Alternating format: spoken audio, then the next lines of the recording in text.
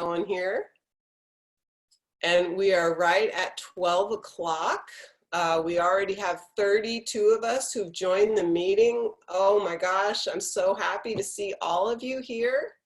It is truly my pleasure to be able to spend some time with all of you, hopefully build this feeling of community, and also just to give us the sense of our ability to manage challenges. We are going to have challenges happening throughout our whole life, and I know we're all in this big challenge right now today and what's been going on. But the skills that we're going to go over today are skills that we can use anytime, anywhere, in any situation.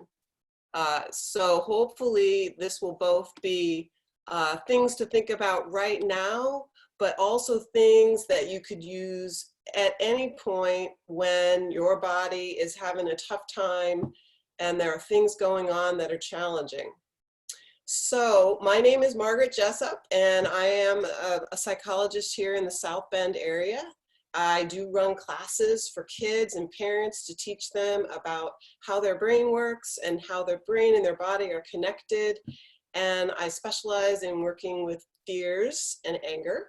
And so we're going to dive in today and go over some of my favorite things to help kids and parents start utilizing these skills right away. So I'm going to go ahead and share my screen so you can see my presentation. You should still be able to see me in the window. And I am going to do my best to also keep monitoring the chat box so that you can participate as we move through this mindfulness safari together.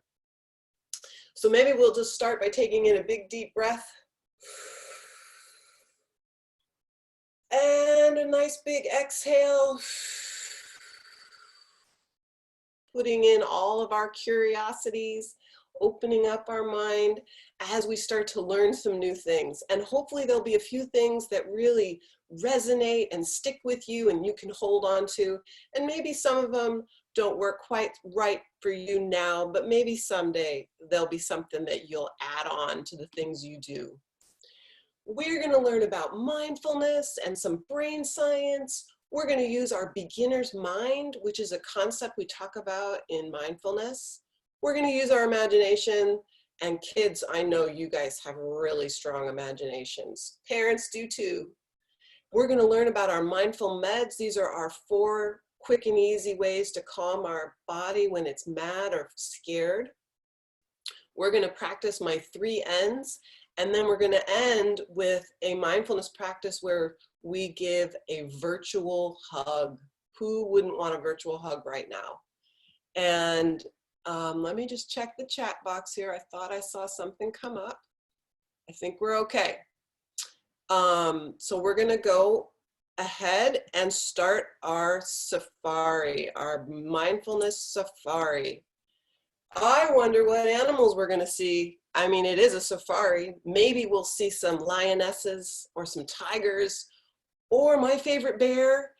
There's going to be a bunch of animals. So I hope when you see them that you get excited and maybe we'll get to see one of your favorite animals. Let's see, I think let's see, someone is having trouble joining. I'm not sure what I can do about that. Let me see if I can go quickly into the security system. I know Zoom's doing a good job protecting us. And I am not sure I'm going to be able to fix that. So I will hopefully contact that person when this is over and see if I can get them the information. Oh, darn. Okay, let's keep going. We've got someone from California joining us too. How exciting is that?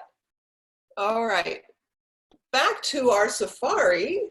We're on a mindfulness safari, and I'm going to describe 3 of my favorite ways that I think about mindfulness. And the first one is paying attention in a particular way, on purpose, in the present moment, non-judgmentally. Ooh, that is a lot to think about. So what I want you to really focus on is look at that meerkat. Look how he's paying attention. He's doing it with an open mind without judgment. And we're going to talk a little bit more about that non-judgment part of mindfulness. My next favorite description of mindfulness is paying attention to what's going on right here, right now, inside and outside of us. And Deborah Burdick, who came up with this definition, she works a lot with kids who have attention challenges. And what I love about this description is we're going to be thinking about things that happen outside of us, as well as things that happen inside of us. And we're going to practice tuning into those things. And my next favorite description of mindfulness is, what day is it? Asked Pooh. It's today, squealed Piglet. My favorite day, said Pooh, because mindfulness is about being in the day. So when we get to the end of our class, I'm going to ask you to throw in some chats of ideas of what you're doing right now to stay in the day, as we've been spending so much time at home. So this activity, this description is going to tie into one of the first activities that we're going to do. And this is this concept I mentioned called beginner's mind. And the examples that I like to share is, the first one is this picture here that was done by a very little person. And when this little person was done, they shared with me that this was T-Rex. He could see the T-Rex. It was in his mind, and he didn't set any rules of what his T-Rex had to look like. And that's really what I mean by a beginner's mind. We don't have too many rules. We just allow ourselves to explore and try things without judging ourselves. Do you see T-Rex in that picture? I know I see him. He's in there. And now another example of beginner's mind I heard from another mindfulness teacher named Tara Brock. And she shared an example of a person who was drawing a picture, and an adult came up and said, "What are you drawing?" And the little person said, "I'm drawing God." And the adult said, "But we don't know what God looks like." And the little person said, "Well, you will in a moment." She didn't judge herself. She didn't have any rules of what it was supposed to look like. She had an idea in her own mind, and she let that picture unfold. And that's the beginner's mind that I want us to try to use as we move through our activities today and anytime, because when we remove that judgment, we're free to explore and learn and make mistakes, and it doesn't bother us. We keep moving forward. So your brain is a buzzing bundle of endless abilities. It can protect you.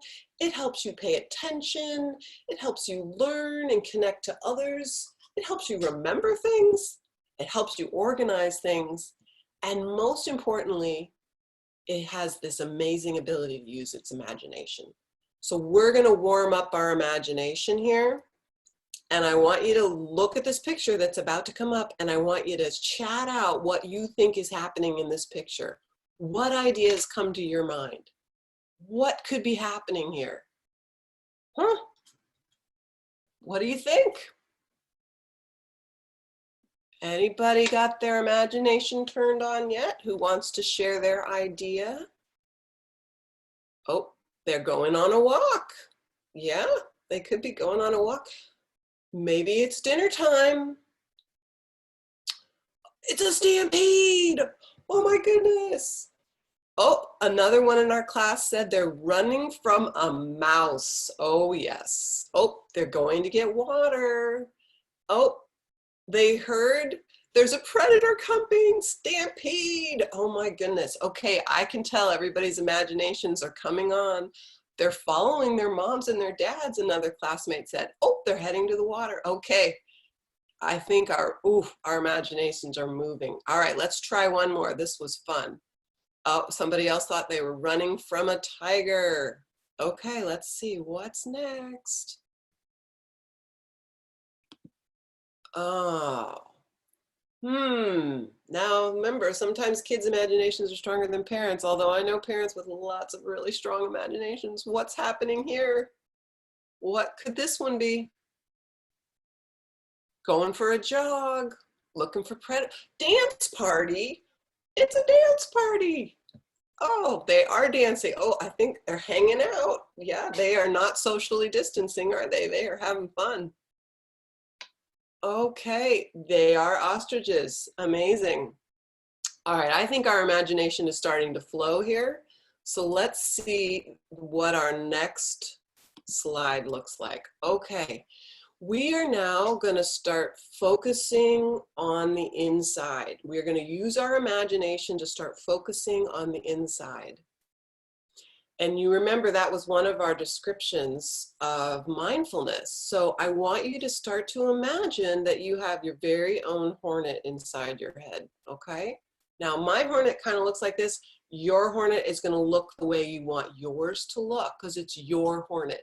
So you get out your brain, your empty head, and start drawing your hornet. Now yours might have a pink tutu, or wears a beret, or maybe has running shoes on, or who knows, it's your hornet. So try if you can, you know, no judgment, using that beginner's mind, and draw your hornet. Now parents, I would love for you to think about drawing your own hornet too. This is one of the things sometimes as parents, we can get caught up in some of those thoughts about what we think things are supposed to look like because we've had more years of maybe drawing and we think it should look a certain way. So parents, as you practice drawing your hornet, notice the thoughts that come to your mind. Notice what you say. Are you free? Are you letting your imagination flow? Or are you catching yourself in any way, pausing or slowing yourself down? Mindfulness is really about noticing when those thoughts show up and letting them pass if they're slowing you down or not moving you on in a way that really feels good to you or helping you get your job done, whatever it is you're trying to work on. So hopefully your hornet is starting to come together. And if you decide to keep working on it, I would love that. When our class is over, you can come back and keep working on it. If you notice yourself having a hard time with this one, that's okay. That's part of what we're practicing today. What I would encourage you to do is try it again another time. And if you really want to share your hornet, you are welcome to email those in to me. I do put those up on the website. If you put your first name and your age, I'll post that so you can share with other people what your hornet looked like. Somebody wanted to see the hornet again. Hold on, let me go back to that. Now that's what my hornet looks like. But remember, your hornet is going to look like yours. It doesn't have to look like this one. It could look like a frog if you wanted it to. That's the cool part about our imagination here. But let's move on. Now, the reason I'm having us imagine a hornet inside our head is because hornets have a really cool ability, and you have this ability too. Hornets are born or come into the world, and if somebody comes close to them, too close to them, or starts to mess with their hive, a hornet is going to fly and sting, or it's going to fly away. It knows how to keep itself safe. Now you have an ability in your brain just like the hornet. You actually have two of these. Sometimes it's called the alarm bell, but I like to call it the hornet because bells ring and hornets fly and sting, okay? That's why when you know you have this ability in your brain, you're gonna know when to use it. So the hornet is the part of the brain that I am referring to that I call the hornet is called the amygdala. And you have one on each side of your brain. And I bet you're gonna guess, you're gonna pull out your brain coloring page now. Hopefully everybody found this. If you didn't, it is on my website. It's a free download. You can visit there anytime and print yourself a copy. But see if you can find your amygdala. I know it's a big fancy word, but kids, I know you love big science words. So If you want, you can share an observation about where you find the amygdala. Does anybody want to share what they see? Any thoughts? Just using your curiosity, right? Where is it? Is anyone having trouble finding it? It's not very big. That's right. Our first classmate mentioned it's pretty small. Oh my goodness, somebody noticed it's next to the hippocampus. Woo, I think you're right. And that is a really important detail. Those two parts of the brain communicate with each other, believe it or not, the hornet and the hippo, right? And somebody else mentioned that it is in the middle of the brain. That's right. It's actually part of what we call the oldest part of the brain, deep inside, and it's where a lot of our emotions are happening. All right, another classmate just found it, and somebody mentioned that there are a lot of different parts to the brain. Yeah, the brain is super cool, super amazing stuff. Okay, let's go on. Now, I'm going to share a couple examples of when the hornet is buzzing, okay? And maybe you've experienced some of these. Let's say you see your friend who you haven't seen in weeks and you get so excited and you start jumping up and down and you're thinking, oh, I'm so excited to see you. That's a hornet moment. But then mom says, or dad says, don't hug your friend. You can't get too close right now. And then you start to feel so frustrated and so angry because you miss your friend. And you feel that change in your body from excitement to anger. That's a hornet moment. Or maybe you're outside playing because we finally got a nice day and something brushes you on your arm and you go, oh, what was that? That's a hornet moment. And oh, this one I know happens to most of us. It's dark outside. It's time to go to bed. The lights go down low and everybody says their good nights and you're in your room by yourself and then you hear something and you're not sure what it is. And you go, oh my gosh, I don't know. I don't think I can fall asleep now. That's a hornet moment. And that one is probably one of the most common ones. But by the end of our class, you're going to totally know why that's happening and you're going to know how to calm your brain down so that you can go to sleep. Cool. Here we go. So the hornet is buzzing when we get angry, when we get excited, when we get surprised, when we get scared, and when other people around us are feeling scared and angry, we also sometimes feel it. That is a great ability of our brain. Hey, look, there are some tigers. I think they're a little frustrated with each other right now. Look at that monkey, he's super excited. And then the one in the middle, I think running away, something, trying to find some safety. Oh, what a safari, huh? I know there's more animals to come too. All right, everybody, this is another imagination moment. I need you to take out your binoculars. You have them. I have them. Got your binoculars? Tune them in. And I want you to imagine you're looking out your window and what would happen if we looked out our window and there's a lioness out there with her cub. Oh my goodness, what are they doing in my backyard? I don't know. If that happened to me, I think my heart rate would get fast. My breathing would change. Oh, my blood would be going out to my arms and my legs.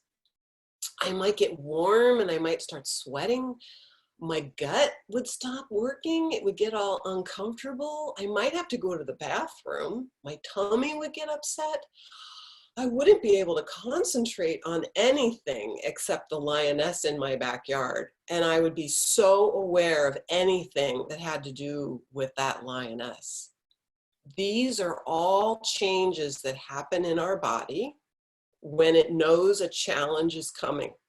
It's an amazing ability, and that is your hornet brain. So fear and anger change things happening inside the body, just like that kitty cat was trying to tell us. Mindfulness is about tuning into the inside as well as the outside. Totally makes sense, right?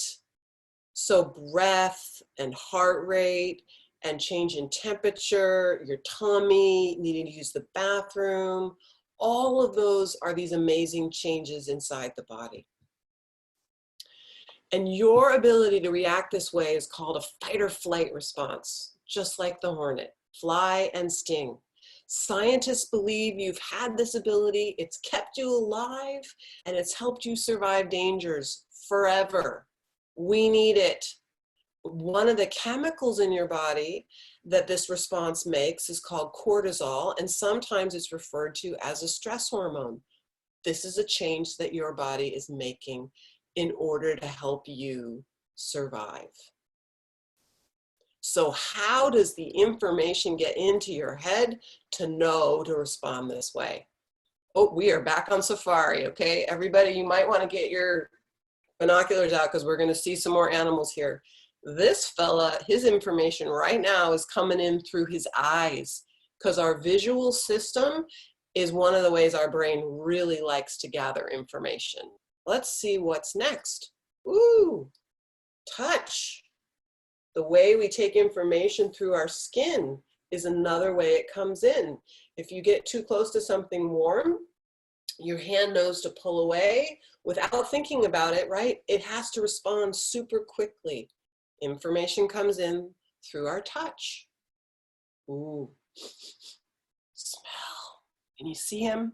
He might be in one of our backyards right now, but he's using his nose. And our nose can pull us away and into a memory so fast. If something in your house is being cooked that you love, it changes how you feel. That smell comes in, and then we have a change in how we feel inside our body. Oh, look at this fella. He's listening, isn't he? Yep. Our ears sometimes get super strong, especially when we close our eyes, right? Just like at nighttime, if we close our eyes, our ears get stronger. Information comes in, and then our body decides what to do with it. Oh, we get to see a giraffe on safari, and this giraffe is tasting, right? That's taste, another way information comes in. And now there's one more. It's a little bit different. You probably weren't thinking about this one, but our gut and our brain are also communicating with each other. And when we are paying attention to our body like the meerkat and focusing on the inside, we learn more about how the gut and the brain are communicating with each other. So mindfulness helps us connect with this sense even better. Okay, so information comes in and we kind of have a hornet moment, and now it's time to calm our hornet down, right? Here we go. We're going to focus on my 4 favorite tricks. You'll have them memorized before the end of class, and you're going to pick and choose the one that seems to work best for you, depending on where you feel your hornet response inside your body. So think as we go through these, it's not that I have to do them all, but which ones work for where I feel my hornet inside my body. So the first one is movement. And movement helps us use that energy that the fight or flight, that the hornet response gives us, and we use it to let it out. And so we can get back to whatever it is we're trying to work on. Movement also helps both the right and the left side of the brain move together. It's super powerful for that. So we're going to get up and do a little bit of movement, and I'm going to try to play us a little bit of music. Whoa, I did that again, sorry. So we can dance along, and let me see, here's my next picture. Okay, I'm going to actually stop share for a second so that you guys can see me a little better. Because if I'm asking you to be goofy, I'm going to be goofy too, right? That's just how it works. So let's stand up, see if you can hear this, and we're gonna move our bodies.